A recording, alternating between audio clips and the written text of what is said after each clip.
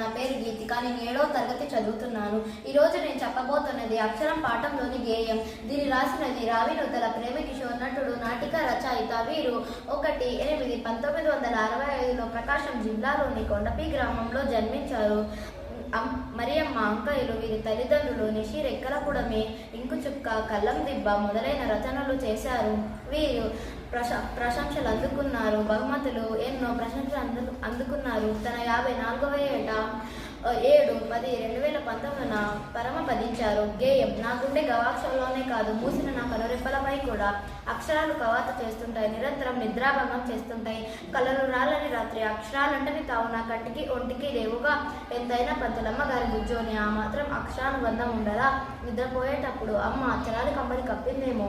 చిన్నప్పుడు అన్నప్రాసన నాడు తల ఒకటి నా చుట్టూరేసి పట్టుకోమన్నప్పుడు ఎర్రగా బాగుందని పెన్ను పట్టుకుంటే అమ్మ అక్కున చేర్చుకొని కలం పట్టిన బిడ్డ ఇలను దున్నుతాడని ఆనందంతో ఊళ్ళంతా ముద్దులతో నింపిందట. అమ్మ ముద్దుల్లో అక్షరాల ముద్దలున్నట్టుంది. ఒంటి నిండా అక్షరాల శుద్ధలే. ఇప్పుడు ప్రతి అక్షరంలోనూ అమ్మే కనిపిస్తుంది. నన్ను అక్షరాలు పుట్టని చేసిన అమ్మకు అక్షరాన్ని అవ్వడం మరేం మినహా ఇవ్వగలను. ధన్యవాదాలు.